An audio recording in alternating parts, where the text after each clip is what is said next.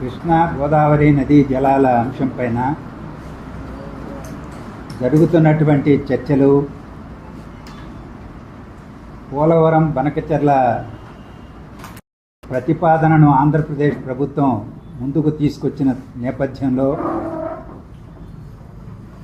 జరుగుతున్నటువంటి పరిణామాలపైన మీ ద్వారా ప్రజలకి మా అభిప్రాయాన్ని తెలియజేయడం కోసం మిమ్మల్ని ఆహ్వానించాం. మాతో కాస్త ఓపికగా ఇవాళ మాతో సమయం గడపాలని కోరుతున్నాను. చాలా ఆంధ్రప్రదేశ్కి జీవన్మరణ సమస్య, నదీ జలాల సమస్య, గేమ్ చేంజర్ అనే మాట వాడబడుతున్నది. ఆ గేమ్ చేంజర్లో మీ పాత్ర ప్రముఖమైనటువంటిదని భావిస్తామన్నాం. సమస్యను కాస్త విపులంగా మీరు కూడా భవిష్యత్తులో కూడా అధ్యయనం చేయాలి, ప్రజల మధ్యలోకి తీసుకెళ్ళాలి. అందులో మొదటి చర్యగా ఈ పత్రికా విలేకరుల సమావేశాన్ని ఏర్పాటు చేశాం. ఏబి వెంకటేశ్వరరావు గారు మొదట మాట్లాడతారు.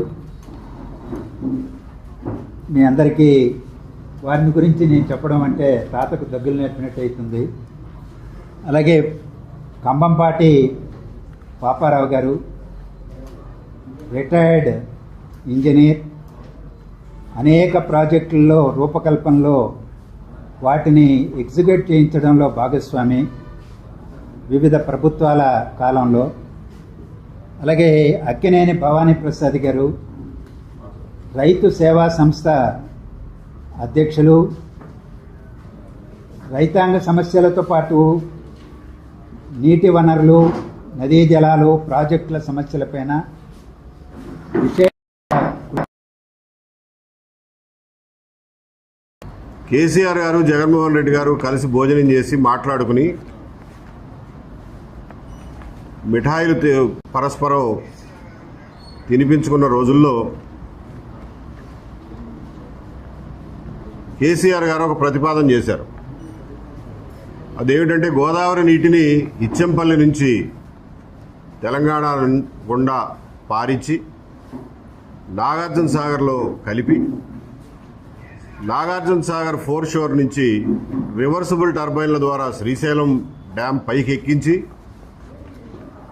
అక్కడి నుంచి రాయలసీమకి నీటి సరఫరా సాగునీటి సరఫరా చేసి తద్వారా మిగిలినటువంటి నీళ్లు ఏవైతే ఉన్నాయో వాటిని తెలంగాణ వాటాగా తీసుకుంటాము అని ఒక ప్రతిపాదన చేశారు. ఈ అయ్యే ప్రాజెక్ట్ ఖర్చులో చెరిసగం వేసుకుందామని కూడా ఆలోచన చేశారు.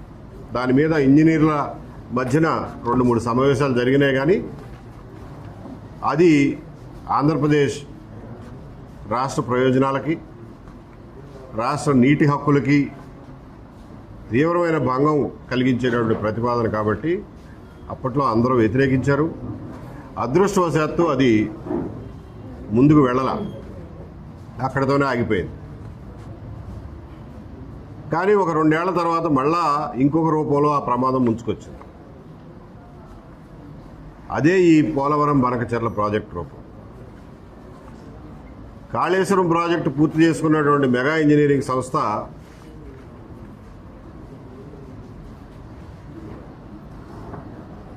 పోలవరం బనకచెర్ల ప్రతిపాదనని జగన్మోహన్ రెడ్డి గారు ముందుంచింది.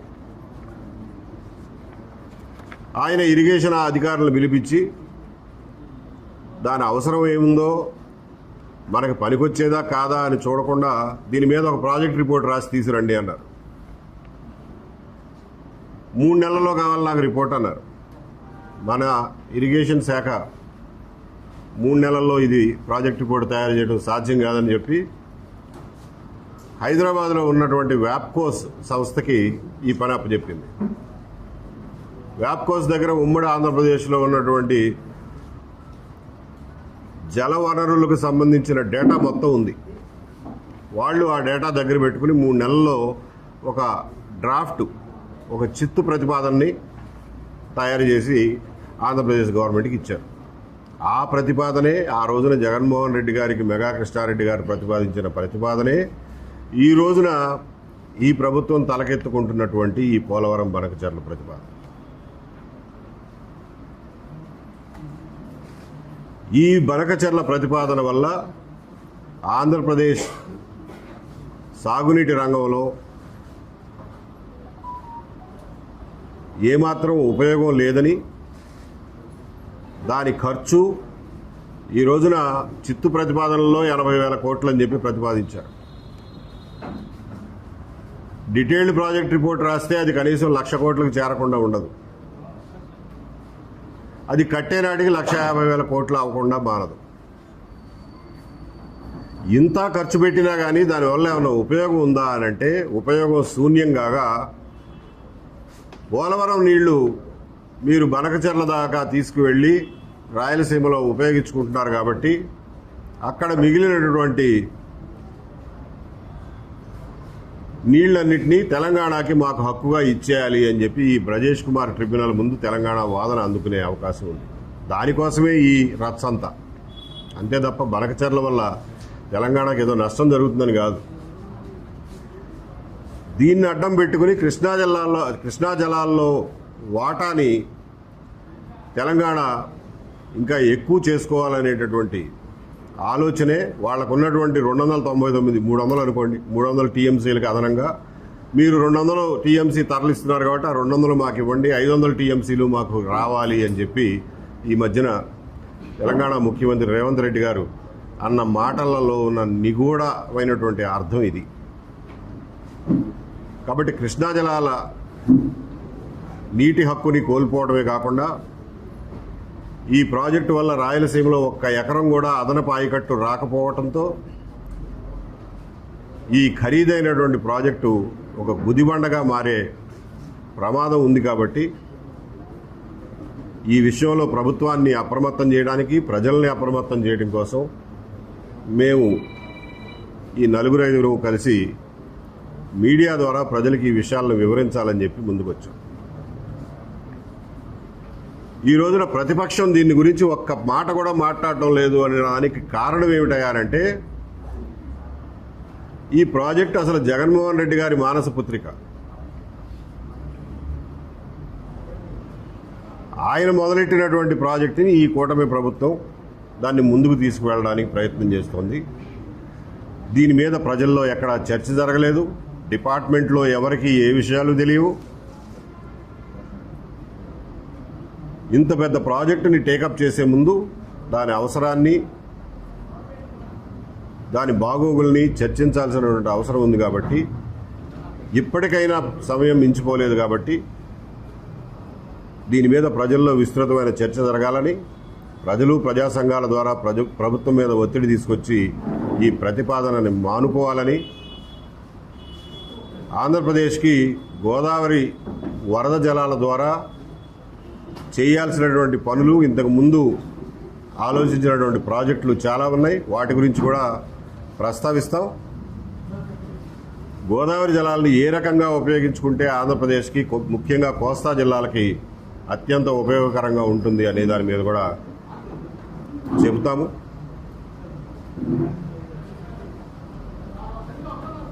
కృష్ణానదిలో ఎప్పుడూ సమయానికి నీళ్లు రావటం లేదు. పైనున్న ప్రాజెక్టులన్నీ నిండితే కానీ కిందకు వదలడం లేదు. కాబట్టి దాని మీద నీటి హక్కులు ఉంటే అంత, లేకపోతే అంత అని చులకనగా మాట్లాడే వాళ్ళకి ఎక్స్ప్లెయిన్ చేయడానికి పాపారావు గారు రాష్ట్రం యొక్క నీటి హక్కుల ఆవశ్యకత ఏమిటి, దీర్ఘకాలికంగా రాష్ట్రానికి మంచి చెడులు ఏమిటి అనేది పాపారావు గారు వివరిస్తారు. ఈ బ్రీఫ్ ఉపోద్ఘాతంతో నేను పాపారావు గారిని రిక్వెస్ట్ చేస్తున్నాను, దయచేసి ఓపెనింగ్ రిమార్క్స్ మీరు కూడా ఇవ్వండి. మీరు చెప్పండి. నేను 2-3 మీద మాట్లాడతాను. ఫస్ట్ పాయింట్ అలాగే చెప్పండి.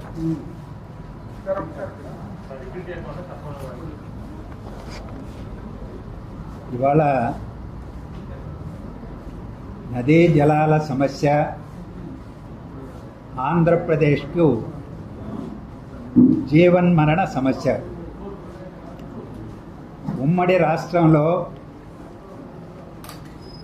ఇచ్చిపుచ్చుకునేటువంటి ధోరణిలో సర్దుబాట్లతో ప్రాజెక్టులు నిర్మించుకోవడం జరిగింది. విడిపోయినటువంటి పూర్వరంగంలో నీటి సమస్య సంక్లిష్టంగా మారింది. మొదట గోదావరి సమస్యనే చూద్దాం. 1980లో బచావత్ ట్రిబ్యునల్ ఆనాడు కేంద్ర జల సంఘం నుంచి అధ్యయనం చేసి నివేదిక తీసుకున్న దాని ప్రకారం దాదాపు 4000 టీఎంసీలు సగటున గోదావరిలో లభిస్తాయి. అందులో 3050 టీఎంసీలు 75% ప్రామాణికంగా నికర జలాలుగా భావించి వాటిని మహారాష్ట్ర, మధ్యప్రదేశ్, కర్ణాటక, ఒడిశా, ఉమ్మడి ఆంధ్రప్రదేశ్ 5 రాష్ట్రాల మధ్య ఆనాటికి వినియోగంలో ఉన్న ప్రాజెక్టులు, నిర్మాణంలో ఉన్న ప్రాజెక్టులు, భవిష్యత్తులో నిర్మించబోయే పోలవరం లాంటి ప్రాజెక్టులకి కేటాయించడం జరిగింది. 595 టీఎంసీలు అప్పటికే వినియోగంలో ఉన్నాయి. ఒక 2500 టీఎంసీలు ఈ కేటగిరీల కింద విభజన చేసి ట్రిబ్యునల్ తీర్పు చెప్పింది.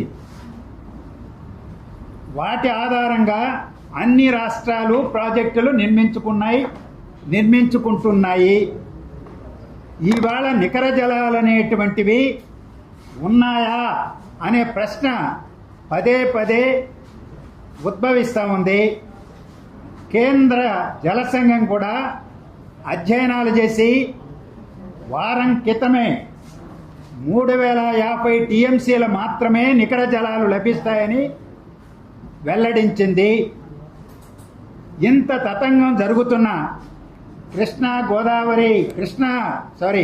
గోదావరి యాజమాన్య బోర్డు కూడా ప్రకటించిన నేపథ్యంలో చంద్రబాబు నాయుడు గారేమో 3000 క్యూసెక్కుల నీళ్లు, 3000 టీఎంసీల నీళ్లు సముద్రంలోకి వెళ్ళిపోతున్నాయి అని అంటారు పదే పదే.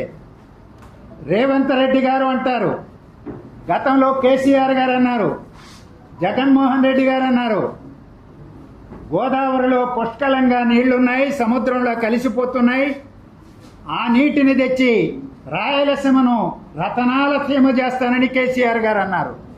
మీకు జస్ట్ గుర్తు చేస్తున్నా, వాటిని తీసుకెళ్లడానికి యువనాయకుడు జగన్మోహన్ రెడ్డి గారితో కలిసి స్కీమును తయారు చేస్తున్నామని చెప్పారు. ఆ స్కీమే ఈ స్కీమ్ అని పెద్దలు ప్రస్తావన చేశారు. అలాగే ఈరోజు నిజమైన నీళ్లున్నాయి, కిందికి వెళ్తున్నాయి, మాకొక 1000 టీఎంసీలు గోదావరిలో ఇచ్చేయండి, మీ ఇష్టం వచ్చినట్టు మీరు నీళ్లు తీసుకెళ్ళండి అని రేవంత్ రెడ్డి గారు బహిరంగంగా ప్రకటన చేశారు. మంత్రివర్గ నిర్ణయంగా కూడా చెప్పారు. కేంద్ర ప్రభుత్వం దగ్గరికి వెళ్ళి చెప్పారు, కృష్ణాలో 500 టీఎంసీలు ఇవ్వండి అని డిమాండ్ చేస్తున్నారు.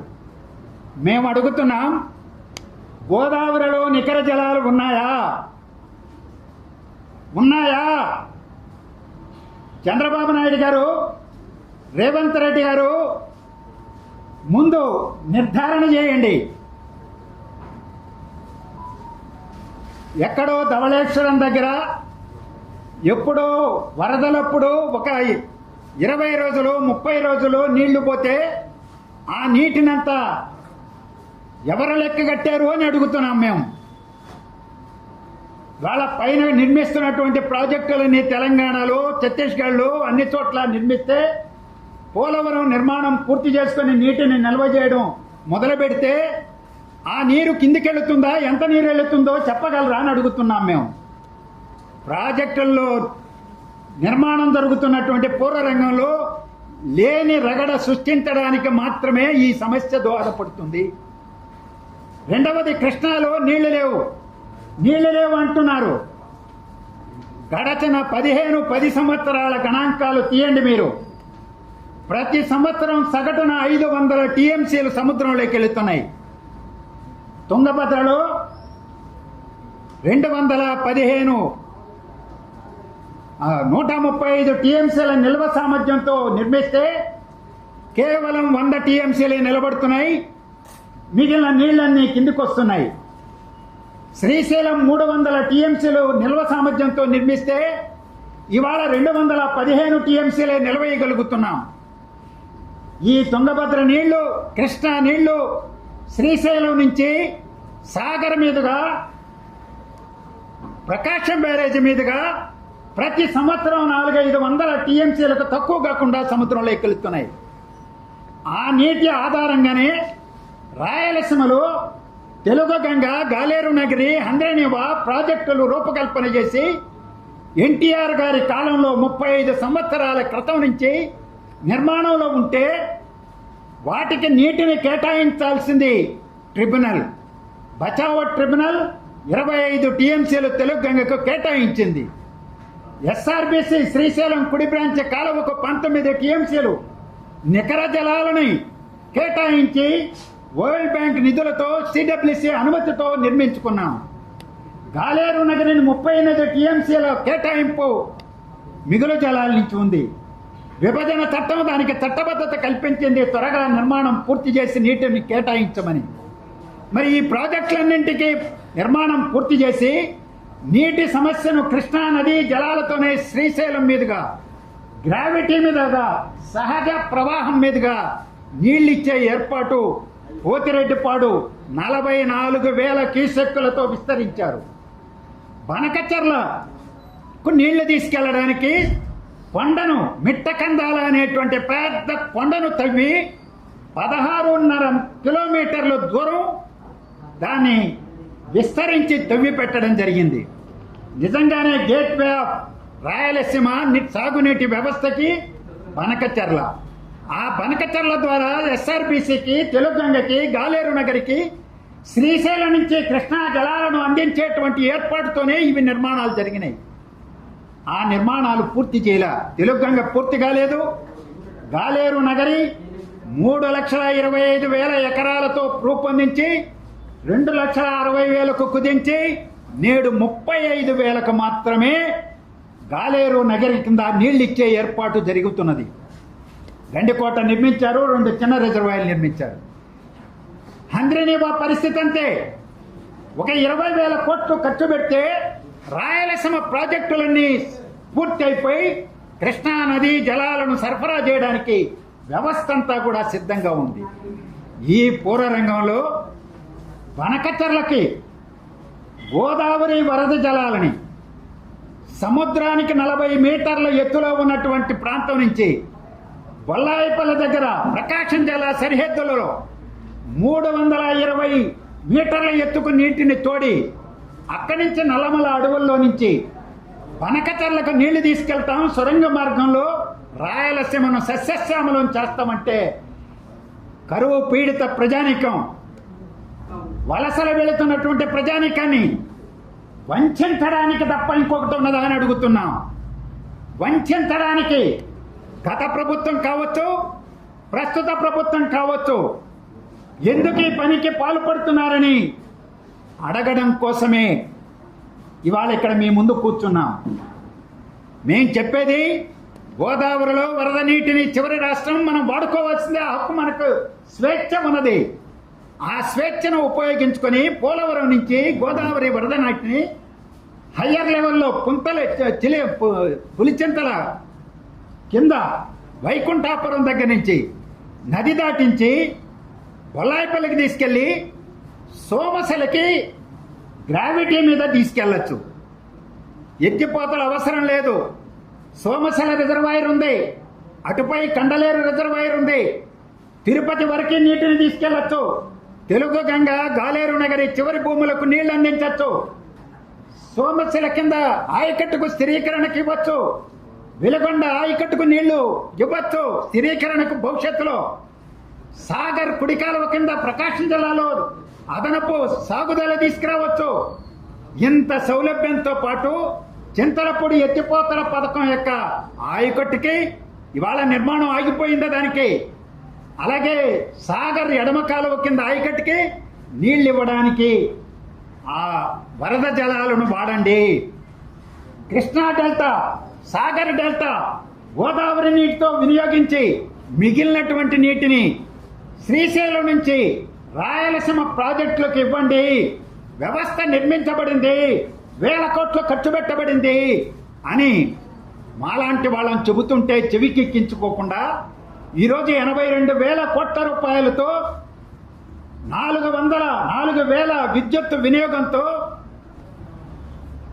23,000 క్యూసెక్కులని నీటిని ఎత్తిపోస్తామని భారీ నీటిపారుదల ప్రాజెక్టు ఎత్తిపోతల పథకాన్ని తీసుకురావడం చాలా ఆశ్చర్యం కలిగిస్తున్నది. ఇది సమర్థనీయం కానే కాదు. చంద్రబాబు నాయుడు గారు, ఆయన ప్రభుత్వం, కూటమి ప్రభుత్వం తీవ్రంగా ఆలోచించాలి, పునరాలోచించాలి అని మేము కోరుతున్నాం. దీన్ని అడ్డం పెట్టుకుని తెలంగాణ ఇక్కడ ఒక మాట చెప్పాలి. తెలంగాణ ఇప్పటికే కేంద్ర ప్రభుత్వం మీద ఒత్తిడి తీసుకొచ్చి, ఎందుకు ఈ మాట చెప్తున్నానంటే చంద్రబాబు నాయుడు గారు నిన్న మంత్రివర్గంలో ఒక సూచన చేశారంట, కేంద్రానికి పంపిద్దాం ప్రతినిధి వర్గానని. ఏంటి మోడీ గారి ప్రభుత్వం ఇంతవరకు చేసిన నిర్వాహకం?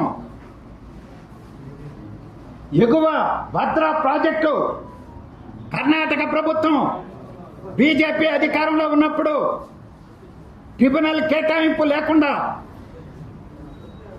ఈరోజు ఆ ప్రాజెక్టుకు కేంద్ర జలసంఘం నుంచి అనుమతించి జాతీయ ప్రాజెక్టుగా ఆమోదించి ఏకంగా పోలవరానికి కూడా బడ్జెట్లో నిధులు కేటాయించని రోజుల్లోనే ఆ ప్రాజెక్టుకు 5,300 కోట్ల రూపాయలు వార్షిక బడ్జెట్లో కేటాయించిన ప్రభుత్వం మోడీ ప్రభుత్వం. తెలంగాణ ఎన్నికలకు ముందు తెలంగాణ వాళ్ళు బచావ్ ట్రిబ్యునల్ తీర్పును కేటాయింపులను తిరగడదోడమంటే తల ఊపి తెలంగాణలో రాజకీయ ప్రయోజనాల కోసం బ్రిజేష్ కుమార్ ట్రిబ్యునల్ గడువును పొడిగించి ట్రిబ్యునల్కి అప్పజెప్పింది. ఈరోజు ట్రిబ్యునల్ ముందు తెలంగాణ ప్రభుత్వం చేస్తున్న వాదనలు 1-2 మాత్రమే నేను ప్రస్తావిస్తా. గాలేరు నగరి, లేకపోతే తెలుగంగ ప్రాజెక్టులు, హంద్రీనేవా ప్రాజెక్టు, వెలుగొండ ప్రాజెక్టు, ఆ మిగులు జలాల ఆధారంగా నిర్మిస్తున్న ప్రాజెక్టులు పెన్నా బేసిన్లో ఉన్నాయి. కృష్ణా నీటిని ఇవ్వడానికి వీల్లేదని తెగేసి వాదిస్తున్నాయి. నాగార్జున సాగర్ కుడి కాలువ, ప్రకాశం జిల్లాకు సంబంధించిన భాగాలు అవి కూడా గుండ్లకమ్మ బేసిన్లో ఉన్నాయి, కృష్ణా బేసిన్లో లేవు, దానికి నీటిని ఇవ్వడానికి వీల్లేదని చెబుతున్నారు. కృష్ణా డెల్టా కింద ఇవాళ చీరాల వరకు నీళ్లు వెళ్తాయి, ఆ భాగాలన్నీ కూడా కృష్ణా బేసిన్లో లేవు, నీటిని కట్ చేయండి అని చెప్తున్నారు. అంటే పురాతనమైనటువంటి Krishna delta, Nagarjuna Sagar, KC canal, tribunal కేటాయించినటువంటి బచావ్ ట్రిబ్యునల్ 1973లో కేటాయించిన నీటిని కూడా ఇవాళ రద్దు చేసి ఆ నీటి అంతా తెలంగాణకి ఇవ్వాలని అడ్డగోలుగా డిమాండ్ చేస్తామన్నారు. మిగులు జలాల ప్రాజెక్టులకు నీళ్ళు ఇవ్వకూడదు, బచావ్ ట్రిబ్యునల్ కేటాయింపులను తిరగదోడి మాకు ఇచ్చేయాలి, అందుకనే కృష్ణాలో 500 టీఎంసీలు మాకు కావాలంటాడు ముఖ్యమంత్రి గారు. రేవంత్ రెడ్డి గారు, హరీష్ రావు గారు ఇంకొక అడుగు ముందుకేసి 763 టీఎంసీలు కావాలంటారు. బచావ్ ట్రిబ్యునల్ కేటాయించిందే 811 టీఎంసీలు అయితే తెలంగాణకే 500, 670, 700 కేటాయిస్తే దిగువ రాష్ట్రం ఆంధ్రప్రదేశ్ ఈరోజు ఈ ప్రాజెక్టుల భవిష్యత్తు ఏంటి? దీన్ని ఎందుకు చంద్రబాబు నాయుడు గారు సీరియస్గా తీసుకోవడం లేదు? ఆ ట్రిబ్యునల్లో వాదించడానికి, సుప్రీంకోర్టులో వాదించడానికి మీకు ఆశ్చర్యం కలుగుతుందేమో. ఈ ప్రభుత్వం వచ్చిన తర్వాత అడ్వకేట్ల యొక్క టీమును కూడా నియమించలేదు, అడ్వకేట్లను కూడా నియమించినటువంటి దౌర్భాగ్య పరిస్థితి. ఎందుకు ఈ అలసత్వం ప్రదర్శిస్తున్నారు? ఆంధ్రప్రదేశ్ జల హక్కులు, కృష్ణా గోదావరి హక్కుల పరిరక్షణ చేయకపోతే రాయలసీమ భవిష్యత్తు ఎడారే. ఆందోళనతో ఈ మాటకు అంటున్నాం. రాజకీయ కక్ష మాకేం లేదు, రాజకీయాలకు అతీతంగా మాట్లాడుతున్నాం మేము. ఈ విషయంలో ప్రస్తుత గవర్నమెంట్ మాట్లాడదు, ముఖ్యమంత్రి మాట్లాడరు. మాట్లాడితే ఏమంటున్నారు తెలుసా? నీళ్లున్నాయి, మీరు వాడుకోండి, మేము వాడుకుంటాం, మేము ఎప్పుడూ వ్యతిరేకించడం లేదు, భవిష్యత్తులో వ్యతిరేకించమని. ఇవాళ మీరు అధికారంలోకి వచ్చింది సంవత్సరం అయిపోయింది, ఇంకా 4 ఏళ్లే ఉండేది. కానీ తెలుగు జాతి శాశ్వతంగా ఉంటుంది. తెలుగు జాతి యొక్క భవిష్యత్తు అంటే తెలుగు జాతి నీటి హక్కులను తాకట్టు పెట్టేటువంటి, వదిలేసేటువంటి హక్కు మీకు ఎవరిచ్చారు? ఎందుకు మాట్లాడుతున్నారు పదే పదే? ఎందుకు మాట్లాడుతున్నారని అడుగుతున్నాం. చర్చించడానికి మేము సిద్ధం, అంశాల వారిగా చర్చించడానికి సిద్ధం. రాయలసీమ ప్రాజెక్టులు ఏ తీరులో ఉన్నాయి, ఉత్తరాంధ్ర ప్రాజెక్టులు ఏ తీరులో ఉన్నాయి, కృష్ణా జలాలు ఏంటి, గోదావరి జనాలు ఏంటి అనేటువంటిది చర్చించడానికి సిద్ధం. ముఖ్యమంత్రి గారు ఇంటర్వ్యూ ఇవ్వాలని కోరుతున్నాం, గతంలో కోరాము, ఇప్పుడు కూడా కోరబోతున్నాం. వారిని ఇస్తే కలిసి ఇదే విషయాలు చెబుతాం, చర్చిస్తాం. ఎందుకంటే రాజకీయ పార్టీలతో, రైతు సంఘాల నాయకులతో ఎవరితో మాట్లాడే పరిస్థితి లేదు. ప్రతిపక్షం శాసనసభకే వెళ్ళదు. ఏకపక్షంగా ఉన్నటువంటి 3 పాలక పార్టీలు చట్టసభలో చర్చించే అవకాశం కూడా లేదు. అందుకని ఈ పూర్వరంగంలో మీడియా మాకు సహకరించాలి, ఈ విషయాలను జనంలోకి తీసుకెళ్లాలి, చైతన్యపరచాలని, కూడగట్టాలని మీకందరికీ విజ్ఞప్తి చేస్తున్నాం. పాపారావు దయచేసి చెప్పండి. పత్రికా మిత్రులకి కొంచెం నిశ్శబ్దం పాటించండి మిత్రులారా. పాపారావు మందర స్వరంతో మాడతారు.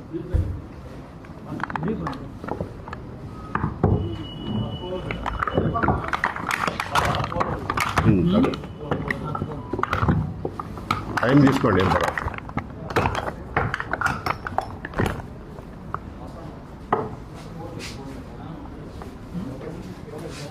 చెప్పండి సార్. మీడియా మిత్రులందరికీ నమస్కారం. నేను ముఖ్యంగా ఎందుకోసం వ్యతిరేకిస్తున్నాం, దీనివల్ల లాభ నష్టాలు ఏంటి మన రాష్ట్రానికి, అసలు ప్రత్యామ్నాయం అనేది ఏమైనా ఉందా అనే దాని మీద వివరణ ఇవ్వాలనుకున్నాను. ప్రధానంగా ఏంటంటే పోలవరం బనకచెర్ల బదులు పోలవరం సోమశిల చేపట్టాలని మా ప్రధాన డిమాండ్. ఎందుకని ఇప్పుడు నికర జలాలు కృష్ణా నదిలో కేటాయింపులన్నీ అయిపోయినాయి, కేవలం వరద జలాలు మాత్రమే తీసుకోవచ్చు, అది అందరికీ తెలిసిందే. అలాగే గోదావరిలో కూడా అదే పరిస్థితి. సో నికర జలాల నుంచి మనం కేటాయించుకుని ప్రాజెక్టులకు తీసుకెళ్లే అవకాశాలన్నీ అయిపోయినాయి, కొత్తగా లేవు. రెండోది, కొత్తగా మనం కొత్త ఆయకట్టుకు నీళ్ళు ఇవ్వాలంటే వరద జలాలే గోదావరిలో కానీ కృష్ణాలో కానీ మనకున్న అనుకూలం. సో వరద జలాలు ఎక్కడున్నాయి మన రాష్ట్రానికి? ఒకటి పోలవరం దగ్గర 40 మీటర్ల లెవెల్లో ఉన్నాయి. 2 శ్రీశైలం దగ్గర 270-65 మీటర్ల పైన లభ్యతలో ఉన్నాయి. మన రాష్ట్ర భౌగోళిక పరిస్థితులు చూస్తే ఇచ్చాపురం నుంచి తడ వరకు ఉన్న 9 జిల్లాలు, అంటే పూర్వం జిల్లాలు 9 జిల్లాల్లో సాగుకు అనుకూలమైన భూమి 140 మీటర్ల లెవెల్ కంటే కిందే ఉంది. డెల్టాలు అయితే 20 మీటర్ల కిందే ఉన్నాయి. నాగార్జున సాగరు ఆయకట్టు మాత్రం 140 వరకు పెరిగి ఉన్నాయి. అటు సోమశిల కండలేరు వెళితే 80 మీటర్ల లెవెల్ కిందే ఉన్నాయి సాగునీటికి అనుకూలమైన భూములు. ఒక ప్రకాశం జిల్లాలో మాత్రం వెలుగొండ ప్రాజెక్టు కింద ఉన్న 4,25,000 ఎకరాలు, 25,000 ఎకరాలు 140 నుంచి 200 మీటర్ల మధ్యలో ఉన్నాయి.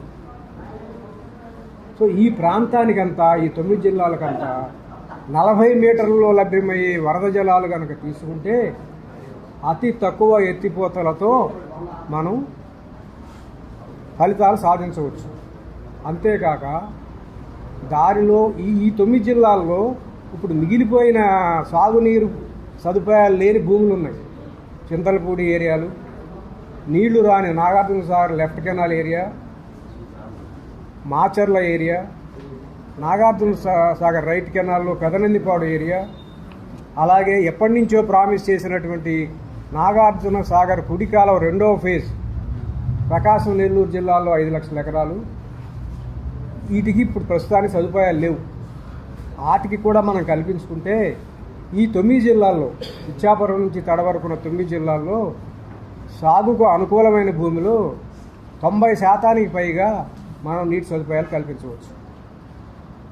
ఏమిటి 40 మీటర్ల లెవెల్లో మనకి కుందు, పాపాగ్ని, మెయిన్ పెన్నా నది, చేయేరు ద్వారా వస్తాయి.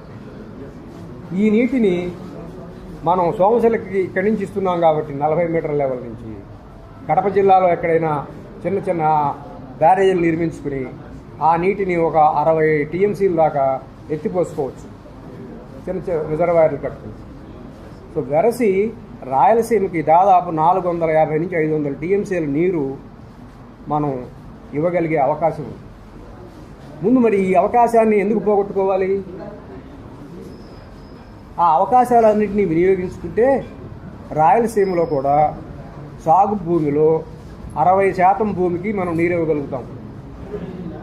అక్కడికి ఇంకా 40% మిగిలే ఉంటుంది, కానీ కరువుని శాశ్వతంగా నివారించవచ్చు.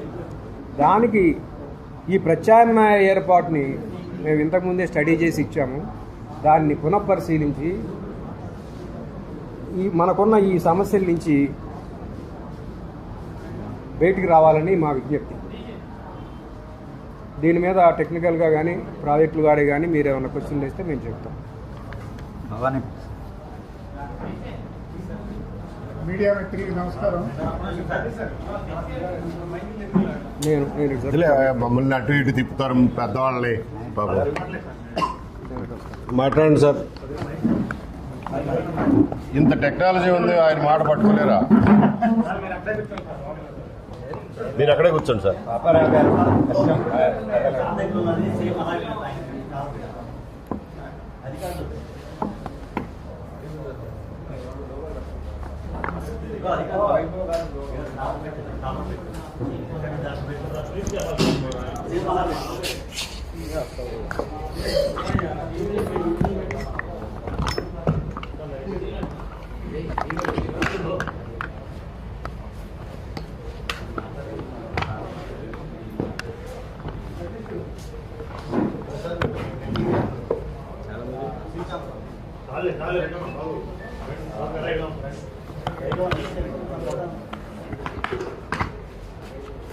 మీడియా మిత్రులందరికీ నమస్కారం.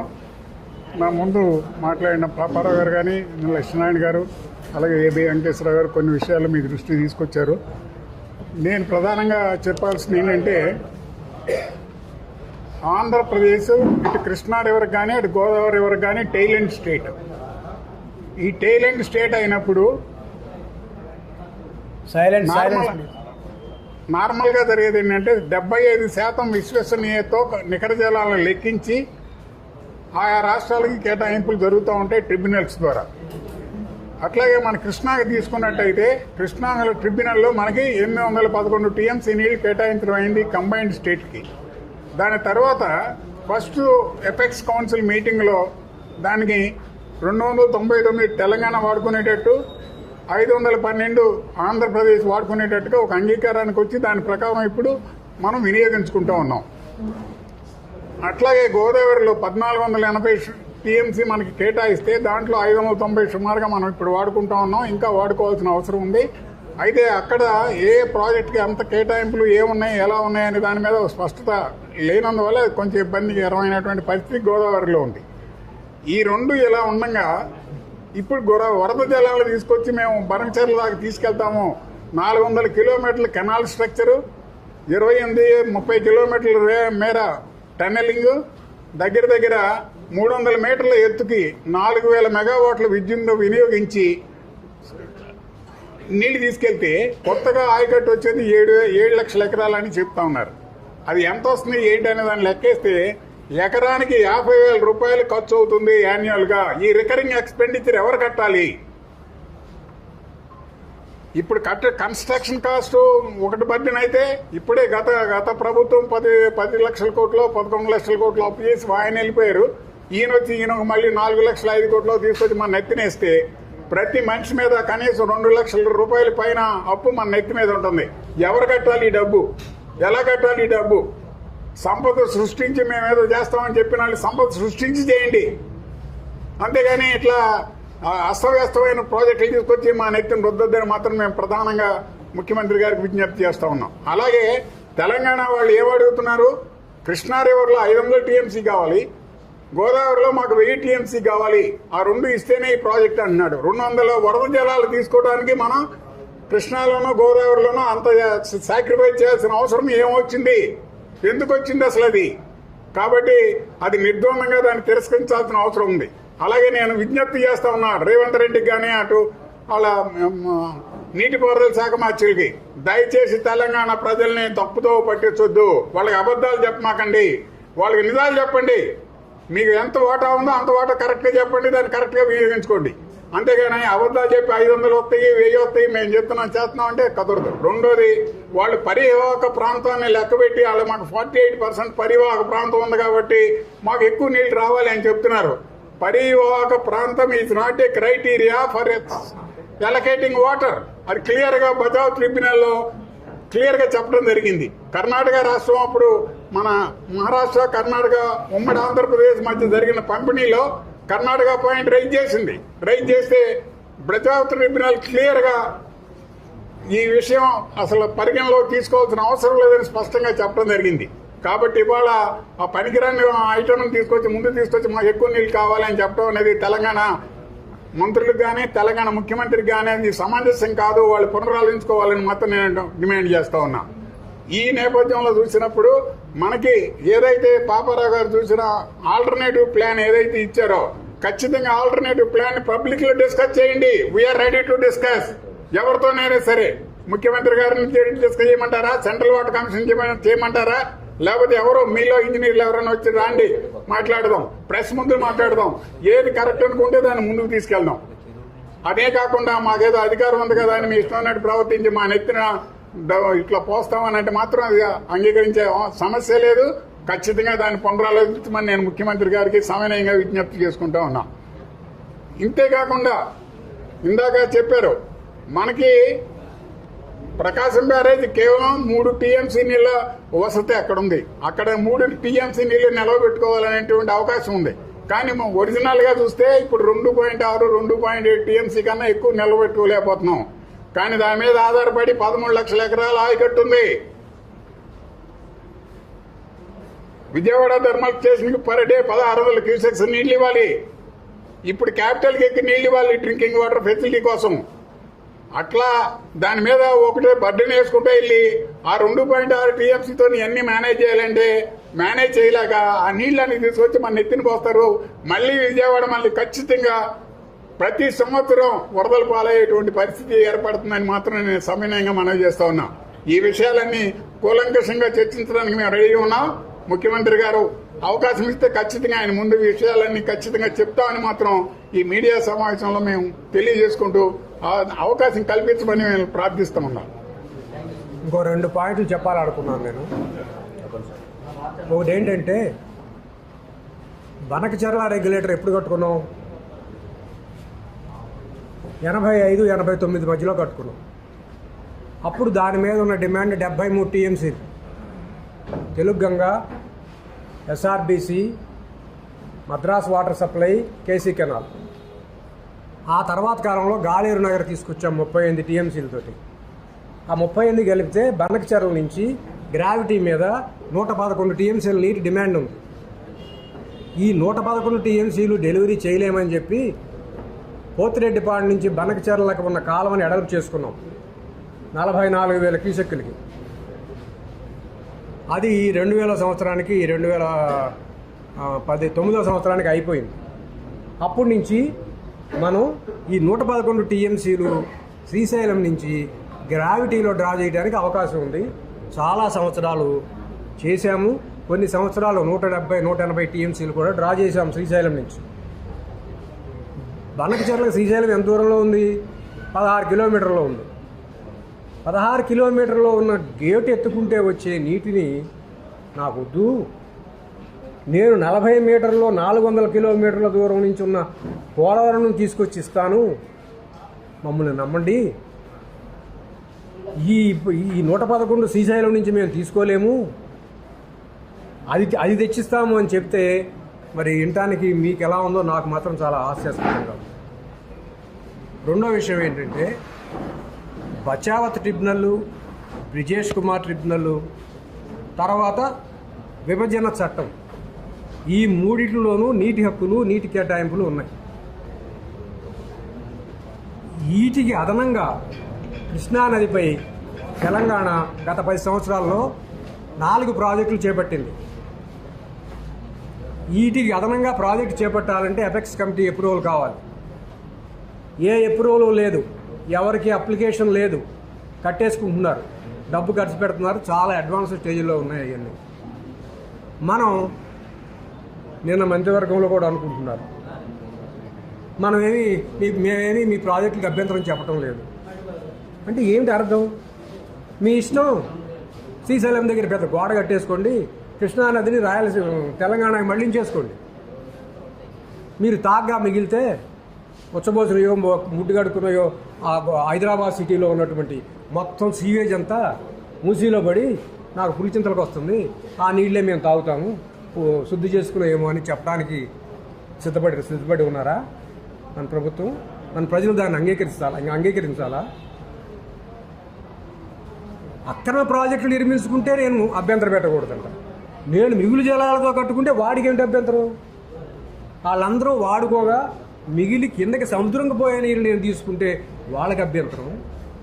వాడు ప్రాజెక్టు కట్టుకుంటే మనం అభ్యంతరం.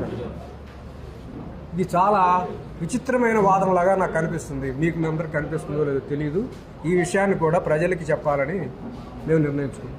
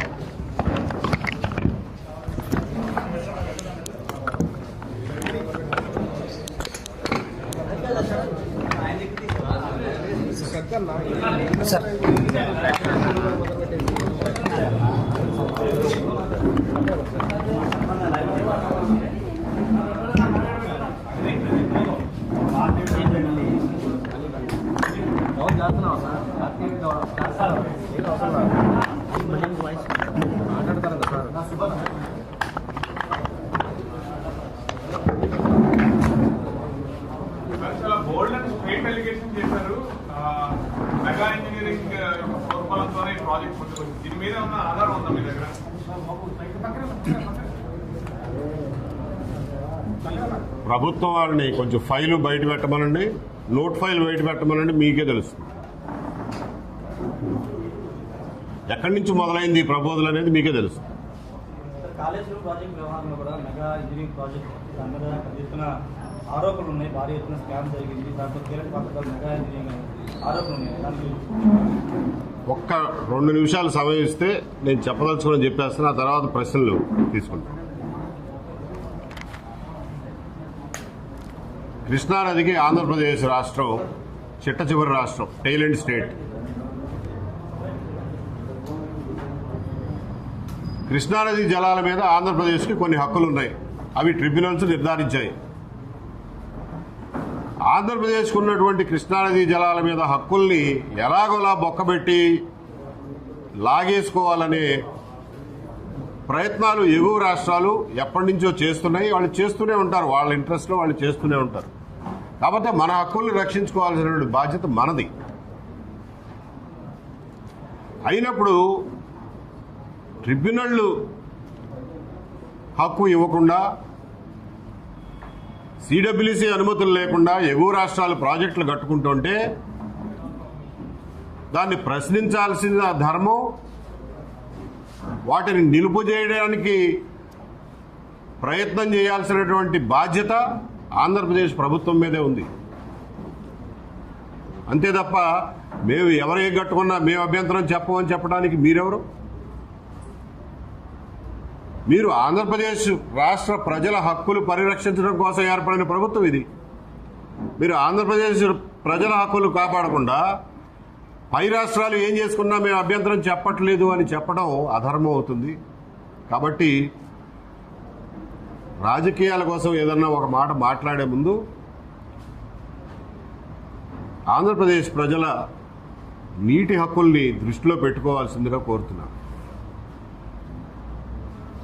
కృష్ణా గోదావరిల మీద మనం చివరి రాష్ట్రం కాబట్టి ట్రిబ్యునళ్ల అనుమతి లేకుండా, సిడబ్ల్యూసి అనుమతి లేకుండా ఎగువ రాష్ట్రాలు కట్టే అన్ని ప్రాజెక్టులని అడ్డుకోవాల్సినటువంటి బాధ్యత ఆంధ్రప్రదేశ్ ప్రభుత్వం మీద ఉంది అని చెప్పి మరొకసారి గట్టిగా చెప్తున్నాం. ఈరోజు ఈ బనకచెర్ల ప్రాజెక్టు మీద అపోజిషన్ నుంచి ఒక్క మాట కూడా బయటికి రావడం లేదు. ఎందువలన అంటే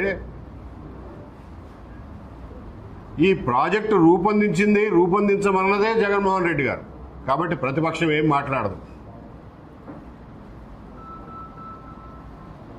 గత ప్రభుత్వానికి ఇప్పటి ప్రభుత్వానికి అనుసంధానమైనటువంటి ఏకైక అగరబత్తి మెగా ఇంజనీరింగ్ కంపెనీ. ఎవరు మాట్లాడాలి దీని గురించి? మరి ఆంధ్రప్రదేశ్ ప్రజలకి ఈ ప్రాజెక్టు యొక్క నిజ స్వరూపాన్ని వివరించి చెప్పాల్సిన బాధ్యత ఎవరిది? ప్రజలది, ప్రజా సంఘాలదే. కాబట్టి ఆ చొరవ తీసుకుని ఆ బాధ్యతతోనే మీ ముందుకు వచ్చి ప్రజలకు ఇవన్నీ వివరిస్తున్నాం. ఇంకొక విషయం నేను మనవి చేసుకోదలుచుకున్నది ఏమిటంటే, ఏ ప్రభుత్వానికైనా ప్రజలు ఇచ్చేటటువంటి అధికారం 5 సంవత్సరాలు. 5 సంవత్సరాల పాటు మేము కట్టే పన్నులకి మీరు ట్రస్టీగా వ్యవహరించండి, ఆ డబ్బు జాగ్రత్తగా ఖర్చు పెట్టండి, ప్రజోపయోగమైనటువంటి పనులు చేయండి, రాష్ట్రము ప్రజలు అభివృద్ధి చెందే దిశగా నిర్ణయాలు తీసుకోండి అని చెప్పి మనం వాళ్ళకి ఆ ట్రస్టీషిప్ అప్పచెప్తున్నాం. ఇందులో భాగంగా రోజువారీ నిర్ణయాలు, అడ్మినిస్ట్రేటివ్ డెసిషన్స్, జీవోలు ఇచ్చుకోవడం అవి మీ ఇష్టం. ఎవరిని ఏపీపీఎస్సీ మెంబర్గా వేయాలో అవి అలాంటివన్నీ మీరు నిర్ణయాలు తీసుకోండి, ఎవరికి అభ్యంతరం లేదు. మీకు ఇచ్చిన అధికార కాలం యొక్క పరిమితి దాటి దశాబ్దాల తరబడి, తరాల తరబడి ప్రజల మీద భారం మోపబోయే ప్రాజెక్టుల విషయంలో ఏకపక్ష నిర్ణయాలు తీసుకునే నైతిక హక్కు ఏ ప్రభుత్వానికి లేదు అని చెప్పి మనవి చేస్తున్నాం. గతంలో జగన్మోహన్ రెడ్డి గారు 25 సంవత్సరాల పాటు మద్యం మీద వచ్చే డబ్బుని తాకట్టు పెట్టి అప్పు తీసుకురావడాన్ని రాష్ట్రం మొత్తం నిరసించింది.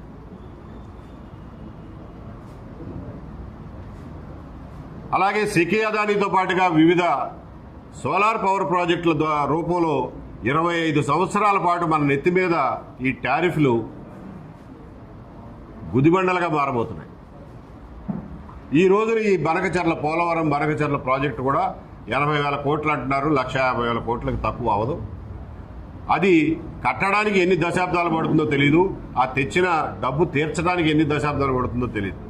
ఇంతటి దీర్ఘకాలికమైనటువంటి ప్రాజెక్టుని అపోజిషన్ ఒక మాట మాట్లాడకుండా, ప్రజల ముందు వివరాలు ఉంచకుండా, ఒక చర్చ జరగకుండా, నీటిపారుదల సంఘం నిపుణులతో ఏమాత్రం చర్చించకుండా ఏకపక్షంగా నిర్ణయం తీసుకుని మేము అక్కడి నుంచి అనుమతులు తెస్తాం, ఇక్కడి నుంచి అనుమతులు తెస్తాం అనేది నైతికమేనా, ధర్మమేనా అని చెప్పి మరొకసారి ఆలోచించమని కోరుతున్నాం. 10-12 లక్షల కోట్ల రూపాయల ఇప్పటికే తెచ్చిన అప్పుకి వడ్డీలు కట్టడం కోసం మళ్ళా తిరిగి అప్పు తెస్తున్నటువంటి ఈ రోజుల్లో సుమారు 1,00,000 కోట్ల రూపాయలతో ప్రతిపాదించిన ప్రాజెక్టు గురించి ప్రజలకు తెలియజేయాల్సినటువంటి అవసరం లేదా? ఈ భారం ఎవరు మోయాలి అని చెప్పి మళ్ళా ఇంకొకసారి ప్రశ్నిస్తున్నాం. ఎవరైనా ఏదైనా మాట్లాడితే రాయలసీమ ప్రాజెక్టును అడ్డుకుంటావా అని చెప్పి అడిగే వాళ్ళకి మేము ఇస్తున్నటువంటి సమాధానం, ఈ రోజున రాయలసీమలో 111 టీఎంసీలు వాడుకునే బనకచెర్ల క్రాస్ రెగ్యులేటర్ పూర్తి స్థాయిలో నిర్మాణమై ఉంది. హంద్రీనీవా అసంపూర్తిగా ఉంది, గాలేరు నగరి అసంపూర్తిగా ఉంది, ఎక్కడా బ్రాంచ్ కెనాల్స్ తవ్వలేదు, ఫీల్డ్ కెనాల్స్ తవ్వలేదు. కృష్ణానదిలో వచ్చిన వరద నీటు 150 టీఎంసీలు తీసుకొచ్చి పోసినా కానీ రిజర్వాయర్లు నింటమే తప్ప పొలాలు తడిసే పరిస్థితి లేదు. ఎందుకంటే మీరు కాలువలు కట్టలా. ఇంకా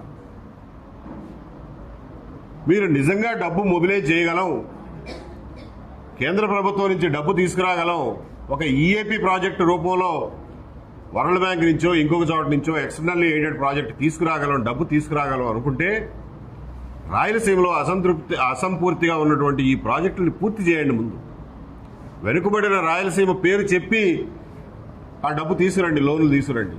రాయలసీమ ప్రాజెక్టుల్ని ఆఖరి ఎకరం తడిసేదాకా ఉన్న సదుపాయాలను ఉపయోగించుకునే పరిస్థితి ముందు కలగజేయండి.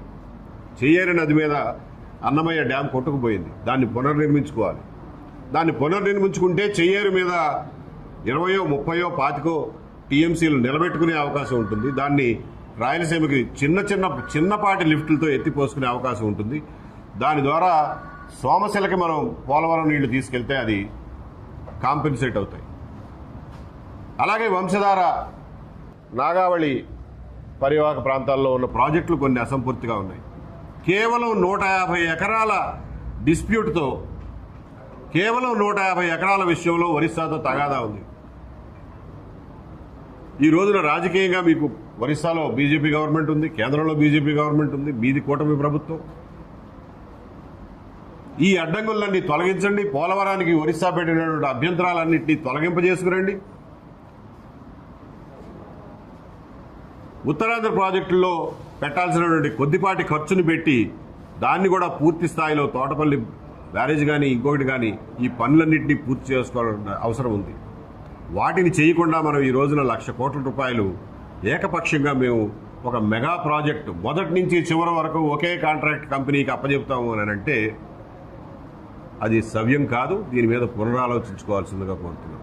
ఇందులో మరొక ముఖ్యమైనటువంటి విషయం ఏంటంటే, వీళ్ళు ఈ రోజున చూపించినటువంటి మెగా కృష్ణారెడ్డి గారు గీసిన బొమ్మ ప్రకారం, వీళ్ళు ఇచ్చినటువంటి అలైన్మెంట్ ప్రకారం పోలవరం నుంచి ఇప్పుడు ఉన్నటువంటి పట్టిసీమ పోలవరం రైట్ మెయిన్ కెనాల్ని వెడల్పు చేయడం, దానికి సమాంతరంగా ఇంకొక కాలువ తీసుకొచ్చి కృష్ణానదిలో పడేస్తామని అంటున్నారు.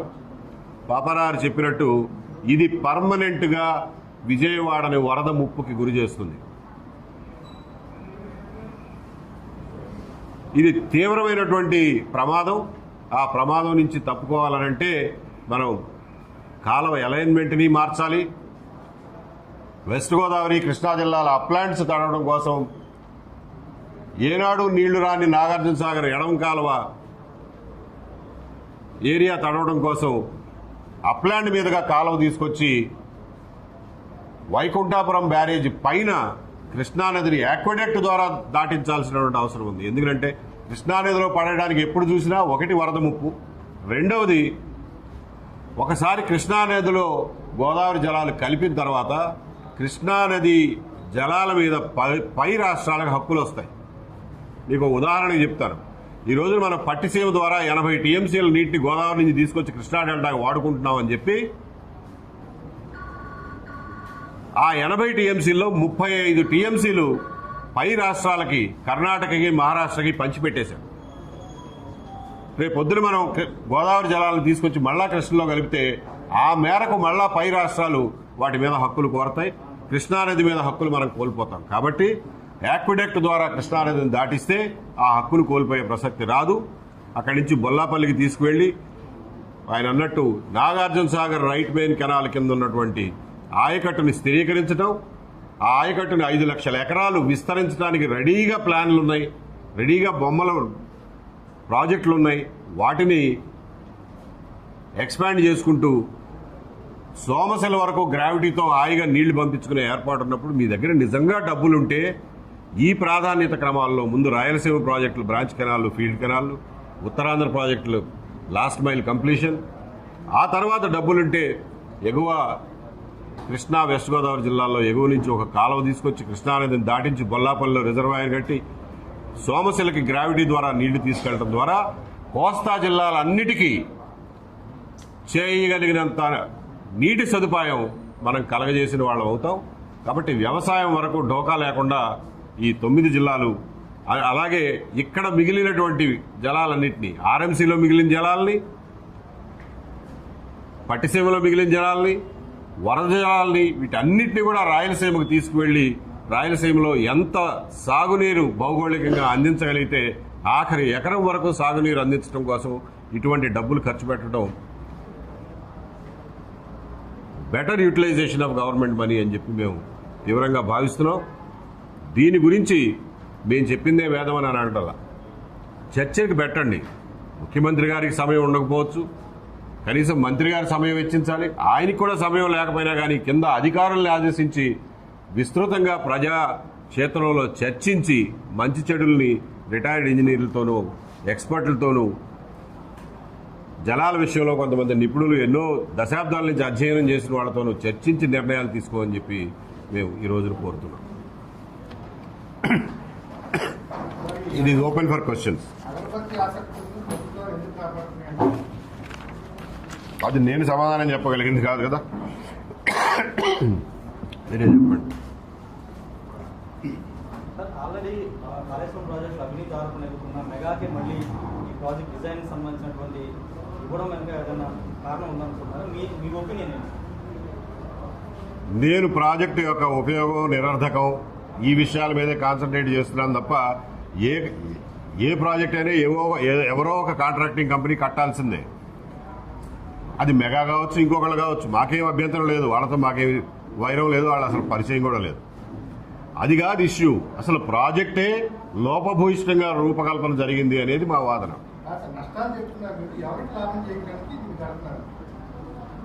ఒక మాట, రేవంత్ రెడ్డి గారు తెలంగాణ ముఖ్యమంత్రి, ఆయన బహిరంగంగా వ్యక్తం చేశాడు. కేసీఆర్ గారు జగన్మోహన్ రెడ్డి గారి మధ్య మధ్యవర్తిగా వ్యవహరించింది ఒక కాంట్రాక్ట్ సంస్థ అని. దాని తర్వాతే ఈ ఆలోచన పుట్టుకొచ్చిందని ఆ కాలంలో 2019, 20, 21 కాలంలో. ఒకటి ఇవాళ నిత్యం వింటూనే ఉన్నాం, ఎలక్టోరల్ బాండ్స్లో ఆంధ్రప్రదేశ్ తెలంగాణ రాష్ట్ర రాజకీయ పార్టీలకే కాకుండా జాతీయ స్థాయిలో ఎక్కువ ఇచ్చింది ఏ సంస్థ, ఏ కాంట్రాక్ట్ సంస్థ అని బహిరంగంగానే చర్చ జరుగుతుంది.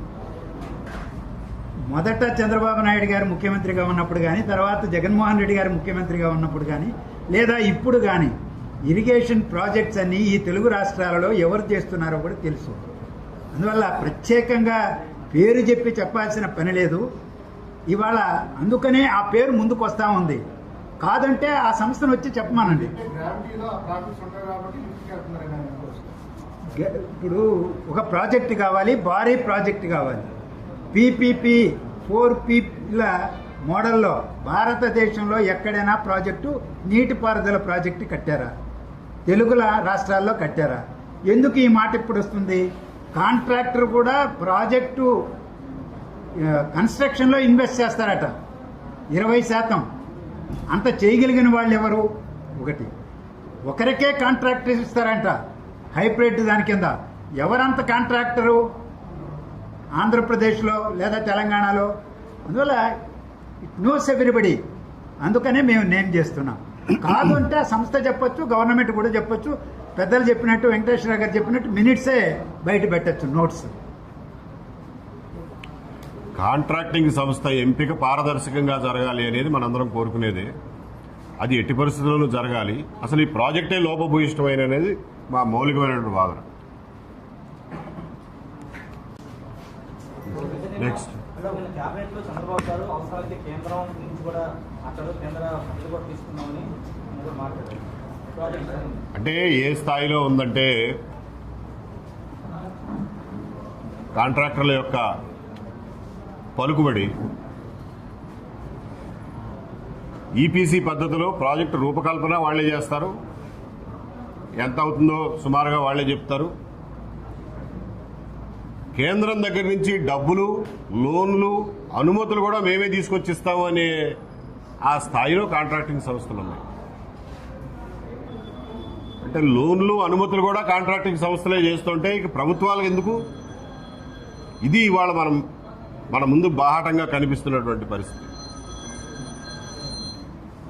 దీని మీద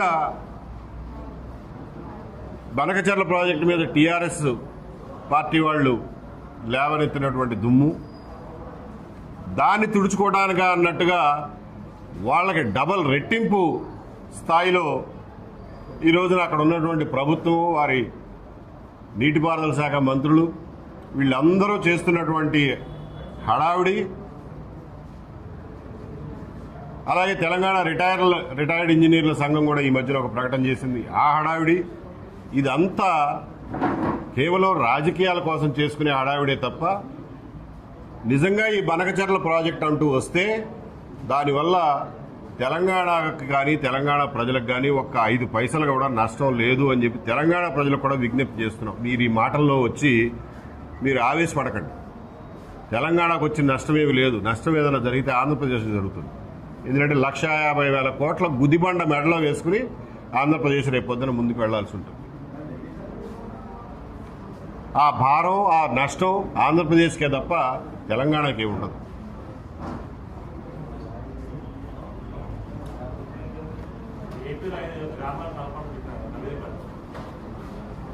ఏపీలో 5 గ్రామాలు కలపాలి భద్రాచలం దగ్గర అని చెప్పి కవిత గారు ఈ మధ్య డిమాండ్ చేశారు. విభజనకు ముందు విభజన తర్వాత కూడా ఆంధ్రప్రదేశ్ ప్రజల డిమాండ్ ఒకే ఒకటి, 5 గ్రామాలు 7 మండలాలు కర్మ ఎందుకయ్యా? 1956లో 2 రాష్ట్రాలు ఆంధ్ర తెలంగాణ కలిసినాడు ఏవైతే సరిహద్దులు ఉన్నాయో ఆ సరిహద్దుల ప్రకారం 2 రాష్ట్రాలు ఎవరి భూమి వాళ్ళకి ఇచ్చేయండి. 1959లో ఒక జీవో ఆధారంగా ఆంధ్రాలో ఉన్నటువంటి అప్పుడు తూర్పుగోదావరి పశ్చిమ గోదావరిలో ఉన్నటువంటి ప్రాంతాలని ఖమ్మం జిల్లాలో కలిపి ఖమ్మం జిల్లాని ఏర్పాటు చేశారు.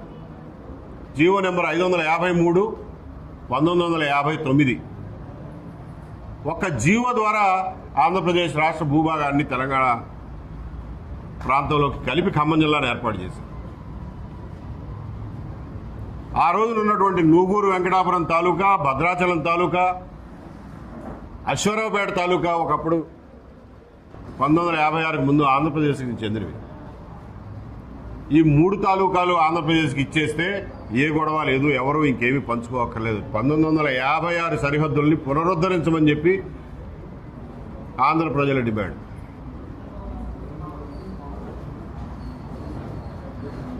Anything else?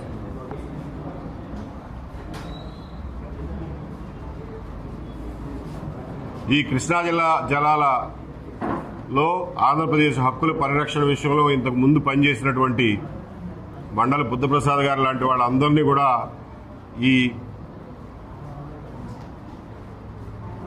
ప్రయత్నంలో పాల్పంచుకోవాలని చెప్పి కోరుతున్నాం.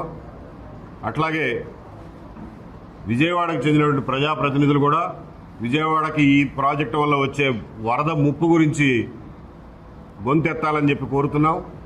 అలాగే ప్రకాశం నెల్లూరు జిల్లాల ప్రజాప్రతినిధులు, గుంటూరు జిల్లా ప్రజాప్రతినిధులు కూడా దీని అలైన్మెంటు ఎప్పుడు చేసినా కానీ బొల్లాపల్లి నుంచి సోమశిలకి గ్రావిటీ ద్వారా నీరు తీసుకువెళ్లడం ద్వారా నాగార్జున సాగర్ కుడి కాలువ విస్తరణ, 5 లక్షల ఎకరాల విస్తరణ, కందలేరు రిజర్వాయర్లు ఉపయోగం, నల్లమల సాగర్ స్థిరీకరణ, అలాగే సోమశిలకి ఎష్యూర్డ్ వాటరు అనే విషయాల మీద బలంగా గొంతెత్తి ప్రభుత్వం ముందు వినిపించాలని చెప్పి కోరుతున్నాం. ఎందుకంటే ఈ రోజున ప్రతిపక్షం ఏం మాట్లాడటం లేదు, ప్రజలు ప్రజా సంఘాలకు మేము మాట్లాడుతున్నాం, కానీ ప్రజాప్రతినిధులు కూడా బాధ్యత ఉంది కాబట్టి వాళ్ళని కూడా ఈ ఇష్యూస్ని టేకప్ చేయమని చెప్పి కోరుతున్నాం. Thank you brothers. చాలాసేపు ఉన్నారు.